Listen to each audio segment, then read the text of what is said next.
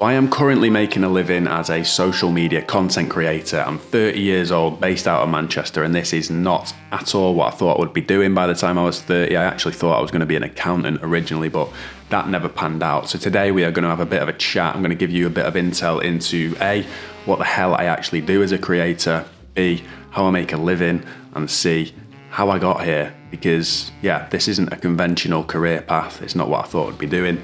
So I'm going to chat a little bit about that and how I landed here. So first off, what the hell do I do?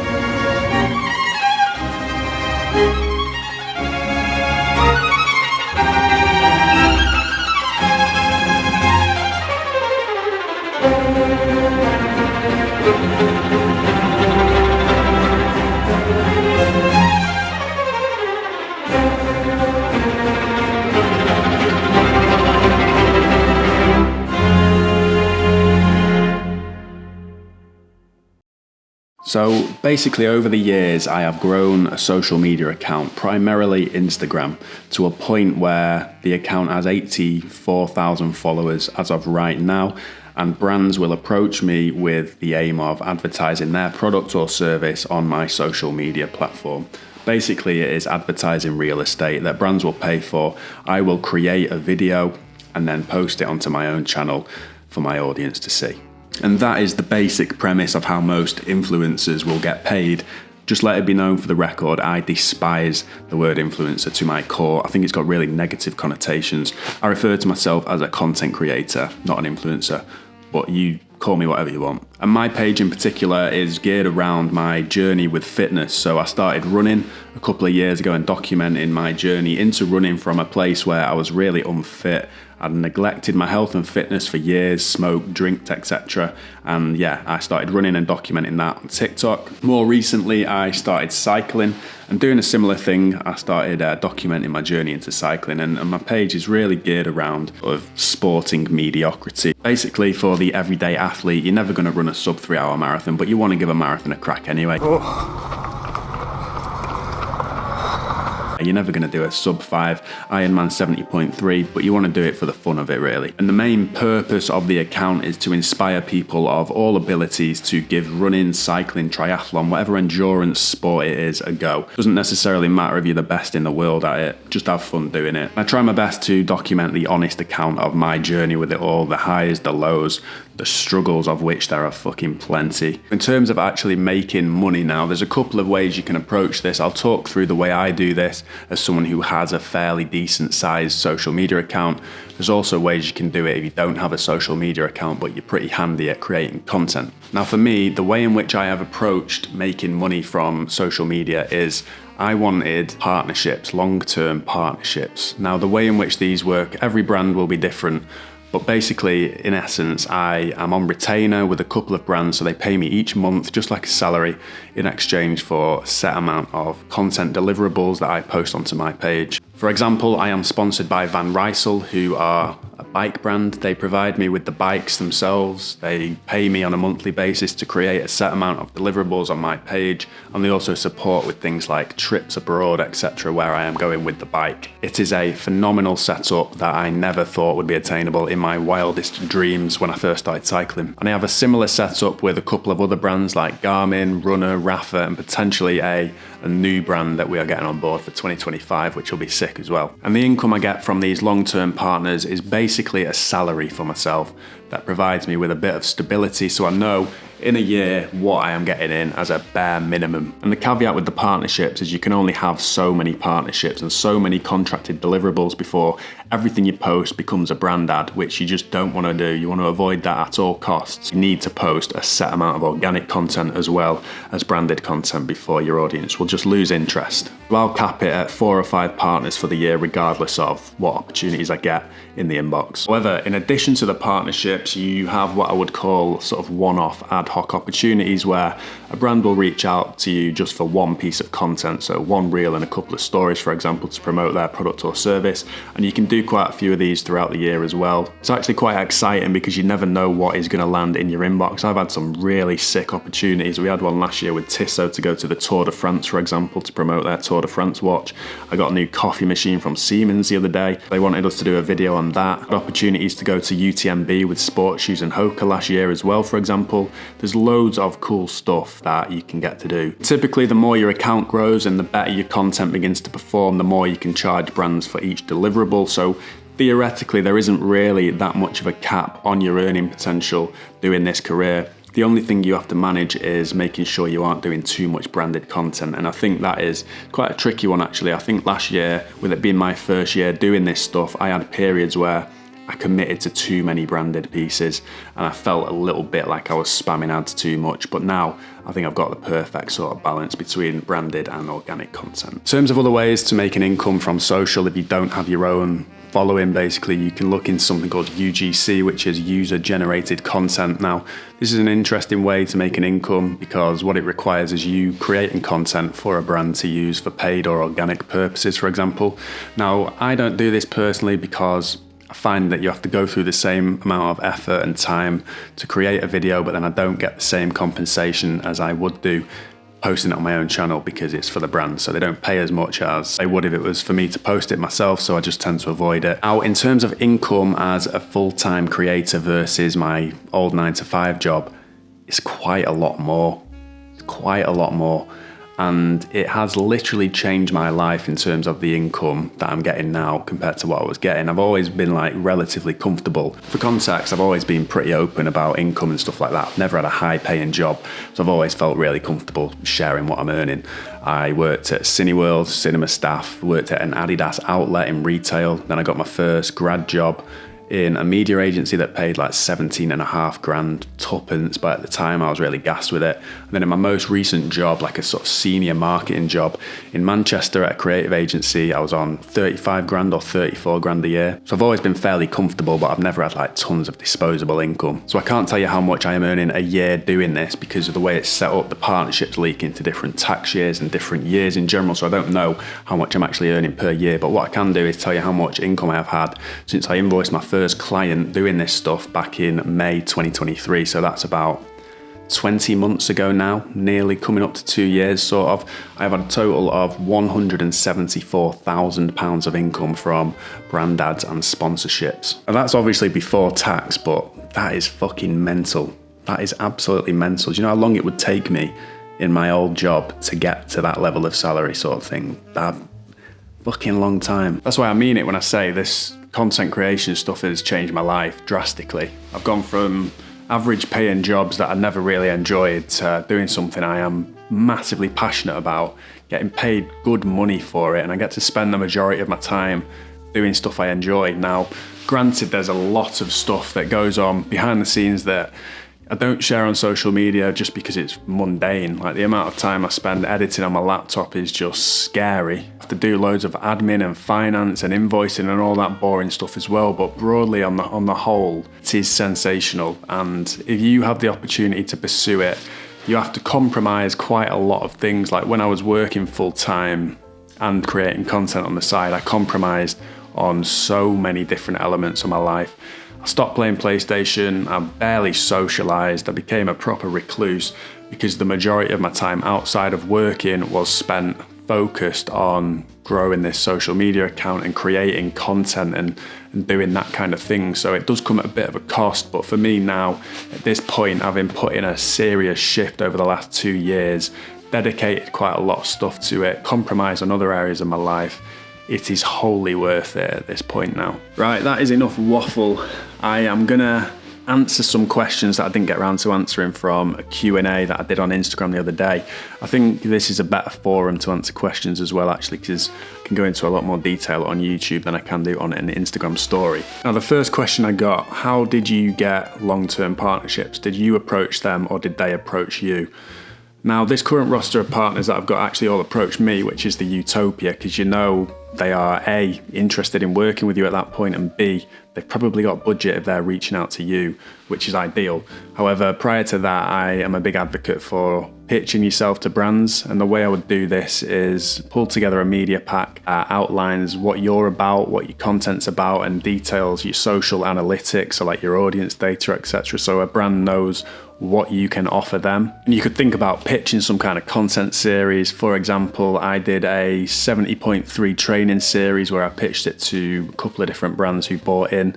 They gave me a bit of money, the kit as well, and then I integrated them into the content series. The caveat with this stuff is you need a following. You just do. A brand ain't going to work with you or sponsor you if you've got 300 followers. At that stage, if you are new to it, you should just be starting out with the aim of getting better at making content, trying to grow an audience, getting an audience and a community invested in what you're doing. You shouldn't be seeking sponsorships at that point. It's too early. Next question, where do you draw inspiration from? Any creators or artists that resonate with you? So even though I make running and cycling content primarily, a lot of the inspiration I get, I'd say like 95% of the inspiration I get for my content actually comes from creators that are within different verticals. They aren't making running and cycling content. I follow a lot of cinematographers and filmmakers, etc., who are doing really like arty videos, and I try and apply their sort of techniques and style to running and cycling content, because I think if you are just following running and cycling creators, getting inspiration solely from that source, you're just going to end up making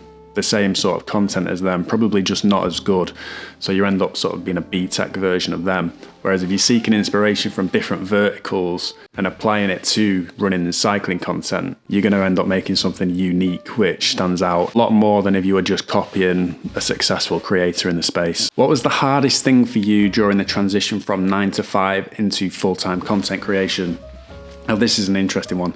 I don't think people realise how much stuff you have to do going from being employed to being self-employed. You are the business, you are everything. You are the HR team, you're the finance team. I'm doing my tax, I'm keeping tabs on my income, my outgoings, my expenses, I'm invoicing, etc. You are the legal team, you are reviewing contracts, negotiating fees, signing contracts, etc. You're the creative team, obviously, you're curating the videos, the concepts, filming, editing, fucking everything like that as well. So it's just a lot of stuff that you have to do that you don't necessarily think about going into it, and that is the less glamorous side of being a creator.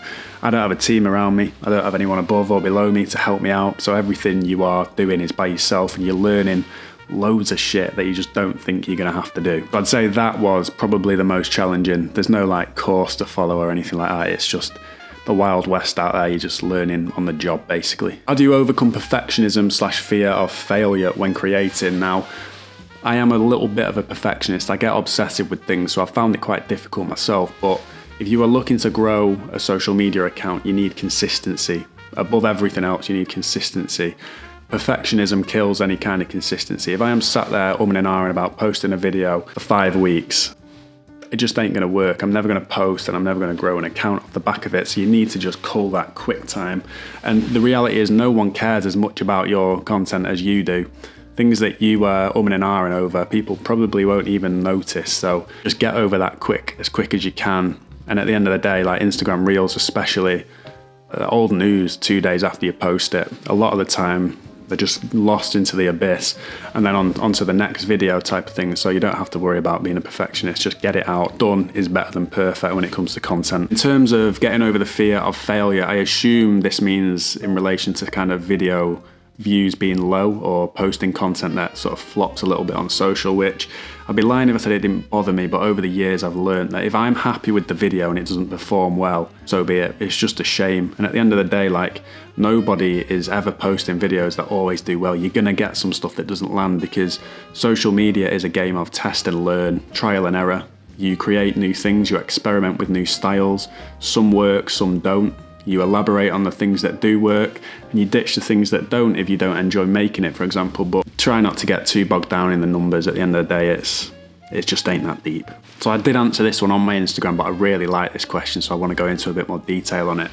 How do you feel about the algorithm? The algorithm. So broadly speaking, I actually quite like the algorithm. I think it does a really good job of categorizing your content and showing it to like-minded people. Obviously you do this through things like hashtags and the words you say in the videos, etc., in the captions. So I make content about cycling. I make sure that Instagram can categorize it as best as possible, and then it shows that content to people who are engaging with cycling content already, which I think is great, because if you can make decent cycling content and Instagram is then showing it to cycling fans, it's more likely that you're going to grow off the back of that. Where I struggle with it is I think there's a lot of ways you can hack the algorithm through various different things. Like, do you remember last year there was that stupid trend of people doing like 0.5 second videos or 1 second videos where it was just some shit writing on screen for 1 second, and then because people would obviously have to watch 100% of it, for some reason Instagram thought it was a good video and it would then sort of do massive numbers and go viral because Instagram thinks that people are watching it all the way through and repeating watching it, but it's just a 1 second video. So stuff like that's stupid. I hate read the caption videos. So like people who do 3 second videos, how to get better at running, read the caption, make a video. You're not writing a blog.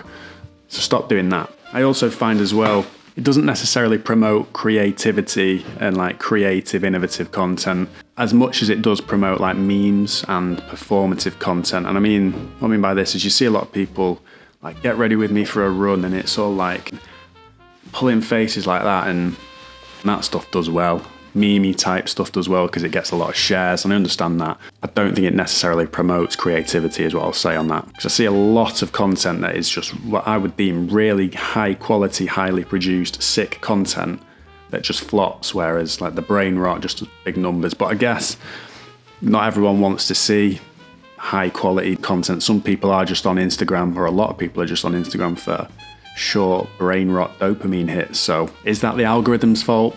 Probably not. It's just consumer behavior at the end of the day. So I don't think you can hate on the algorithm too much, and I think it is an easy scapegoat for if your content doesn't do very well. Sometimes it's just content isn't that interesting and it isn't received as well as you would like it to be. Just because you spend ages on a video doesn't necessarily mean that should equate to it doing really well, which is sad, but that is just part and parcel of it. When first uploading content, how did you deal with the perceived embarrassment? So I never actually felt embarrassed. I don't think what I was doing or any of what I was really making content-wise was that cringy, etc. Obviously, I was a little bit hesitant as to what people might think, people that I know might think at least, but it's a spotlight effect. You are not occupying that much real estate in people's minds as much as you think you are. They might think about it temporarily, they might say a few flippant comments on it, but at the end of the day, who really cares? It's not that deep. The only difficulty I had was when you are first starting out with it, there isn't the credibility that you have later down the line with like brand deals and stuff, which helps add a bit of validity to what you are doing. When you are first starting out, it's tough, but you just have to get over it, stomach it, think about the long-term vision, and also just remember, people aren't thinking about you as much as you think they are. If you just keep cracking away, creating better content day by day, it's not embarrassing at all. Does the responsibility to film during a ride take away from the fun? No. Two-pronged answer this one. First off, I will do a certain amount of rides a week or a month, whatever, where I'm not filming anything, not for the content, it's just purely for the training benefit. I did one of them yesterday, for example. Two, I would happily film every single ride I do because it's not like that is any detriment to me. If anything, it enhances the experience because I can go out and film a ride, come back, and then I've got bare footage for me to get stuck into creating something. This is a passion point. I'd be doing this if I wasn't getting paid.